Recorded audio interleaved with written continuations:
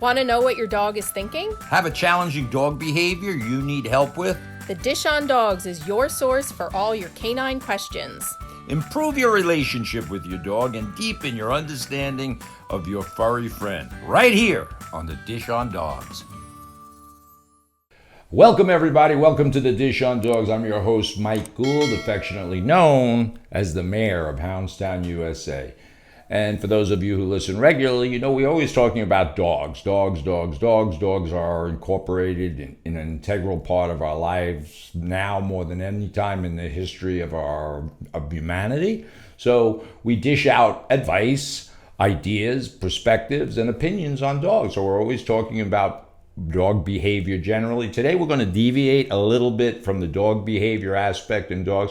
We're going to kind of talk about the dog business, the business of pet care, and more specifically, franchising. So for those of you who are, and God knows, and right, this current situation, between COVID-19 and all the things that are occurring, people might be shifting careers very quickly. There has been times in our history where housing crises and so forth and recessions cause people to switch careers, and most people would always say, I would love to do something with dogs. So there's an emotional draw to the dog business. So without any further ado, I want to introduce a gentleman, Matt Genova, right? Or no? Genova. He just explained to me 2 minutes ago how to pronounce his name. So that's where my brain is at. So welcome to our show, Matt. Matt is a franchise broker. So talk a little bit about what you do, how you do it, a little bit of your history. Sure, Mike, thanks for having me. Basically, my role is to educate, guide, and coach people through the franchise exploration process. There's a lot of good franchises out there, all offering different things, whether it's benefits or products, services, etc., and it can be overwhelming for people. Oftentimes, I come in touch with people at various states of their career. They could have been just downsized, feel very melancholy about what they do, are done with corporate America. They could actually even be retired and not ready to retire.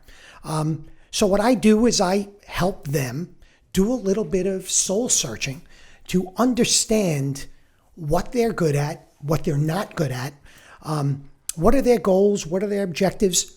Talk about your finances. Really, what do you want to put into this? What do you want to get out of it? What do you feel comfortable doing? And what are you not comfortable doing? But more importantly, what do you do when you're not working? What are your interests? What are your hobbies? What are your passions? That could spark a little creativity. And then it's off to the exploration process. I do research on their behalf. I talk to franchisors in the categories that I believe make the most sense. And then I offer these opportunities. We discuss them and we figure out what are the right ones to pursue further. Right. So you take a real deep dive into this. This isn't like selling a car or a house where you sell it, you walk away, you're done. So, and you have a national reputation. That's why we invited you here today to share your thoughts. So you're a true professional. And I'm sure brokers are like anything else. There's good brokers, there's good bad, there's good franchisees, there's bad franchisees. This is just life. So from my perspective, and we talked a little bit before we started, 20 years ago, frankly, I didn't believe in franchising. It wasn't really that popular, and I thought I knew better than anybody else in the world. I thought I knew everything. I was obviously 20 years younger. I thought I knew how to do, I definitely knew dogs. That was my passion, dogs. I knew how to manage dogs. I'm like, what's the big deal? I can build fences. I can do this. I can buy advertising in the yellow pages at the time, which, of course, that whole ship has sailed, that we don't do that anymore. But now more than ever, when I go to communities throughout the country, almost everything is franchised, whether it's a massage franchise, food, obviously, everything, every product you can imagine, yogurt, everything is franchised. What has made that big shift, would you say, in the last 20 years, that franchising is really a predominant method of owning a business? Right. Well, it's great. The old adage is you are in business for yourself and not by yourself. I think franchising has become so popular because people want to start out and jump into business after having to go through things like coming up with a brand name and how am I going to do marketing, etc. Think of it as, or how I explain it to my candidates, is like a truck backing up, right? So you figured out what franchise you want, you open the truck and you start unloading the boxes, and you have the brand name box, the logo box, the owner's manual box, you have the marketing and operations and systems boxes. All you have to do is open those boxes, put them together, then layer your skills and experience on top, and you're off to the races. You've got a significant edge over somebody that's going to start a business from scratch. Right, completely. And that's a good analogy. We talk about franchising as running a business with training wheels. There's all kinds of analogies. And again, 20 years ago, I didn't see the necessity in it. And I think today people look particularly at our business, taking care of dogs, like, what's the big deal? I have dogs. I love dogs. Mm-hmm. I can throw them in a room together. And sadly to me, mom and pops, and I mean this sincerely, there is no mom and pops anymore, because I don't think they can. So what franchising is to me, we're a mom and pop operation, but we're throwing in all our corporate marketing. We spend hundreds of thousands of dollars a year in marketing. We have PR companies. We have so many things in place. How do you personally? Because your name is attached to all these things, mm-hmm. right? So how do you vet what's a good franchise? Right. I just want to touch on the point you just made, and then certainly I'll answer the question. The other things as a franchisee, just imagine waking up and not knowing how to do something that's integral to the business. That person has somebody to call and ask that advice. And not only that, there is a franchisee family that they can reach out to. Anytime they pick up the phone, they talk about best practices. They answer questions, provide advice.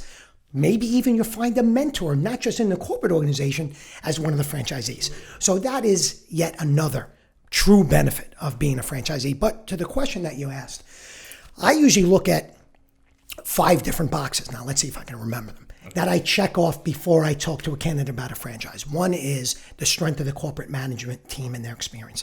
The second thing is, do all the current franchisees, are they highly satisfied? Do they love what they're doing? Do they believe they made the right move? The third thing is, what's the level of comprehensive training and ongoing support they do? If it's there, that is a home run. The fourth thing is, how's the financial health of the corporate system? Is it there? Is it strong? Is it growing? And then lastly, is the potential territory truly ripe for this business model and overall business itself? Those are the 5 things that I look at. And I do that via conversations with current franchisees, with the franchisors directly, and just understanding the marketplace. If you check those 5 boxes, you made my list. Right. That's very interesting, and that's good. And from a franchiser's perspective, I mean, we try to use human analogies so people that don't understand franchising understand. I look at it as a marriage, so we're not selling anything. And as what you understand, we award territories and we enter into a business partnership. So we're not selling timeshares, we're not selling anything. So when we sign an agreement with a franchisee, we're married to them basically for 10 years. And frankly, sometimes people get into the system and it's overwhelming and they're like, you know what, this is not what I anticipated. And I'm guessing this is in any franchise. Right. You know, we don't play with dogs here at Houndstown. We manage dogs and stuff. So what people may think they're getting into may not be in the reality. And running a small business, and more importantly, being an entrepreneur, is a whole skill set that most people don't have, but we can teach them. But we do occasionally, I hate to say, I'm not perfect. I have to admit that today on this podcast, I'm not perfect. It's hard to believe, I know. I make mistakes. We're human. We're all human. Our franchisees are human. My staff, which is like the most passionate people you'll ever run into in the world, they love what they do. And you're passionate. I can tell by the way you're talking to me right now. This is not, and that fact that you're here, you're a passionate guy. So we align ourselves with passionate people. But one of the other things that is an exit strategy. What do you tell franchise? I mean, we're always telling people, develop your business no matter what.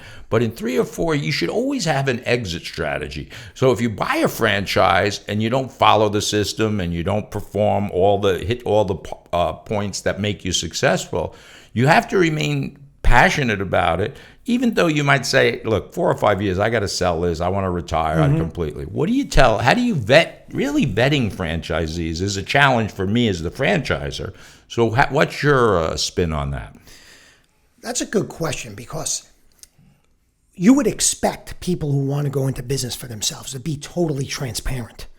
Here's what I want to do. Here's why I want to do it. Here's why I'm going to be good. And here's the money I have. And more often than not, they don't hit the mark on those. And that's where the vetting comes in.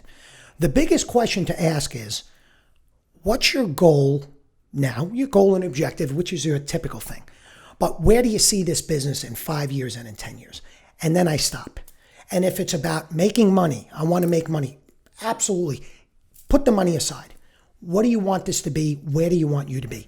If that's not telling me the story that they are interested in growing the business, growing themselves, and sometimes saying, I want to replace myself. That to me shows that person wants to grow a business and actually grow it, not just that business, but be somebody that can open multiple units down the road.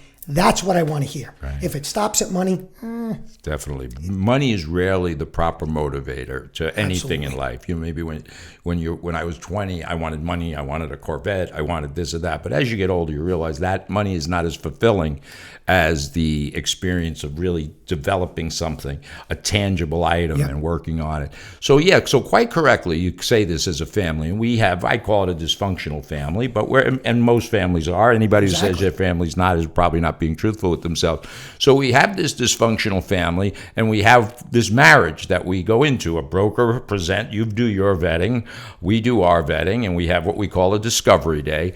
And but in reality, our dating, if we're going to relate it to a marriage, is really a very short-lived. It's at 8 hours. They come and people they present themselves. In all honesty, they're very sincere. But sometimes they don't have what I would consider self-awareness. Like, they believe that. And all of the franchisees that come to Discovery Day are really nice people. But we can tell sometimes, and that where they're missing the mark for us, because again, this is a business partnership. I'm going in business for 10 years with them. So there's a psychological component to this. And I mean, you're not a psychologist, I'm not a psychologist, but we bring people to the table, and as you said, people are as transparent as they want to be. And maybe they're not transparent. They just don't realize their shortcomings. I don't realize all my shortcomings. So I have people like you, hopefully today, we're going to talk about Houndstown. Tell me my shortcomings.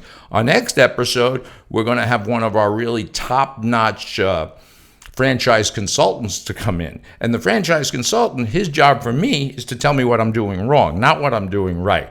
So, and that's my responsibility to franchisees. Not you're wonderful, you're doing great. And it's stressful. And I'm going to ask you this question. We're in the middle of COVID-19. There's all kinds of social unrest. What is the temperament right now for people to come into the system? I'm finding with my current franchisees. So we have franchisees that just signed a lease, and we have some that signed a lease in their building and the world came to an end. So their frustration levels are super high. Things aren't getting done as quick as they should be. There's so many other moving parts to a franchise. Finding a location, all of these things. How do you address that? Well, it has been an interesting time, and in all transparency, we use that word. I've had people who are at the goal line that stepped out because they were uncomfortable with their finances in the economy.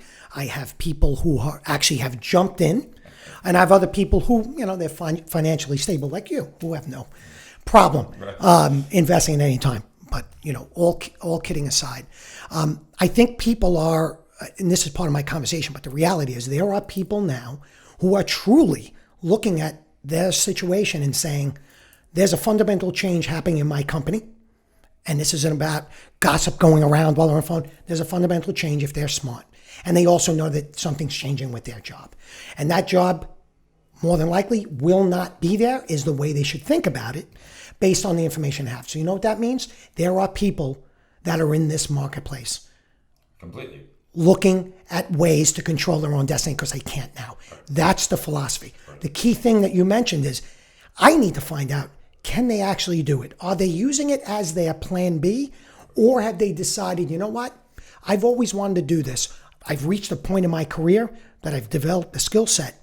Let me investigate a little and make the move into something that makes sense for me. Right. Those people are getting ahead of it. Right. And that's very interesting. And ironically, you say that, and we do what was known as a discovery day. For those people that don't understand that, that's where a franchisor and franchisee, the rubber meets the road. You've done your job. My team has done their job in vetting financials, and we check out their social media to make sure that they're not doing things that wouldn't be the right cultural fit for our company. Make comments, or are they toxic on certain, we do that. That's important to us.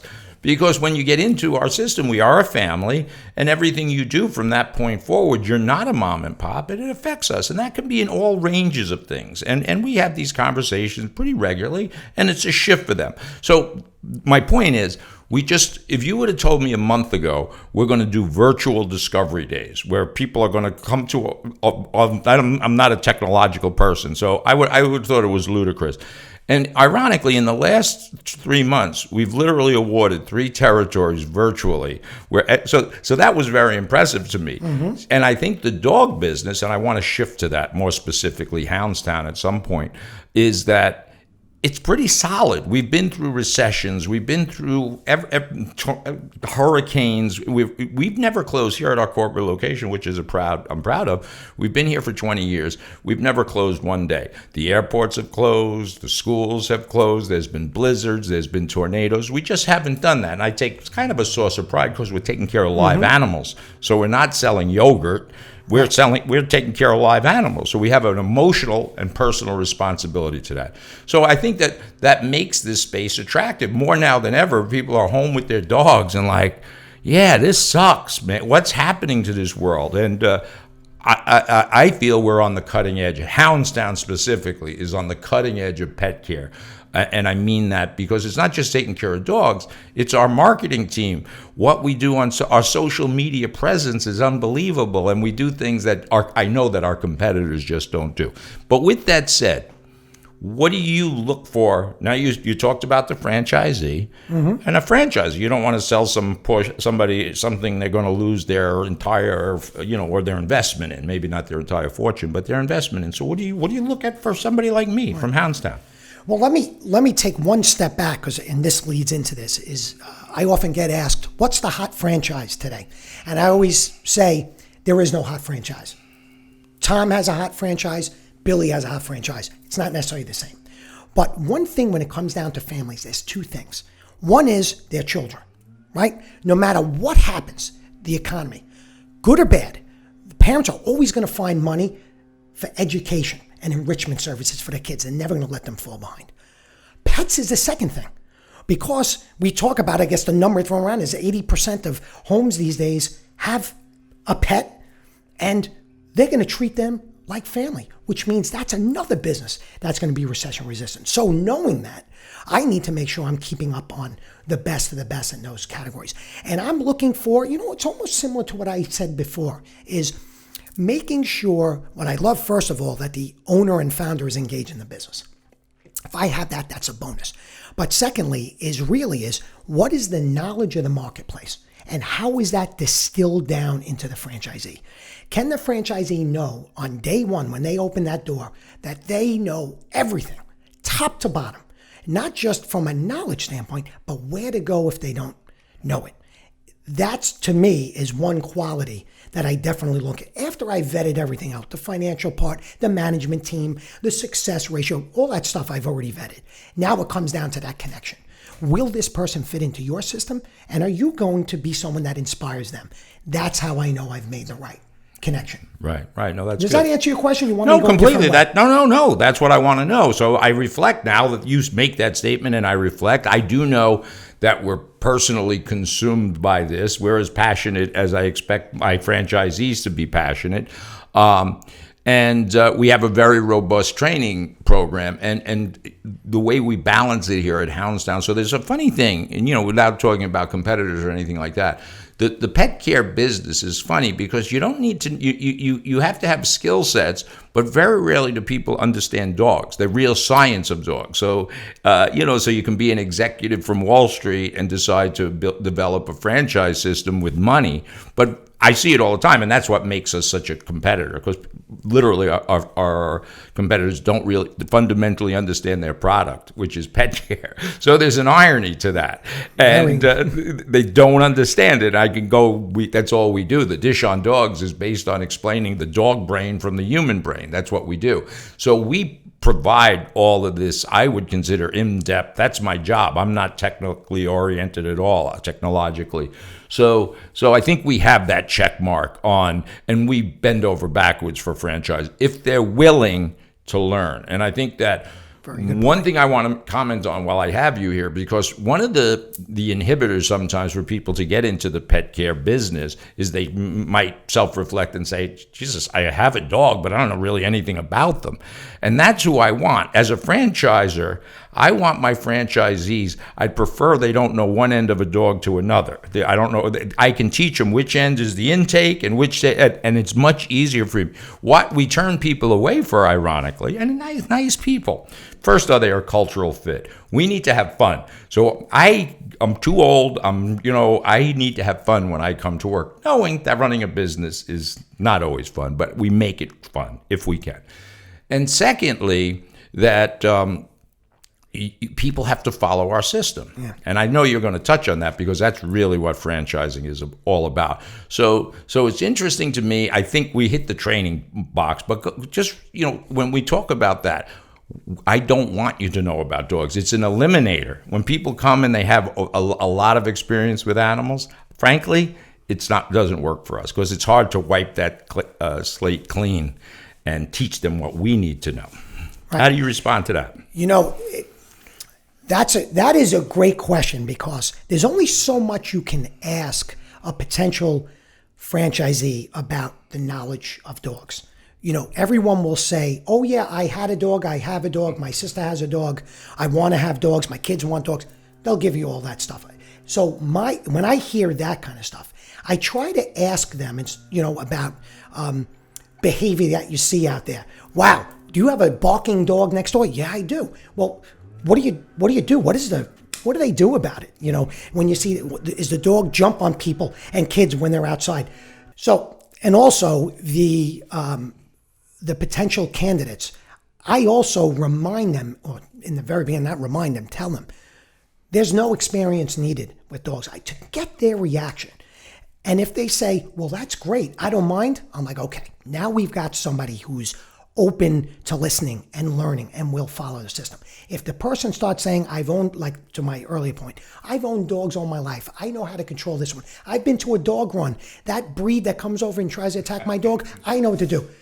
Ooh, I gotta sort of step back a little bit because this person might want to inject his own knowledge in. It's one of those things I just have to make note of.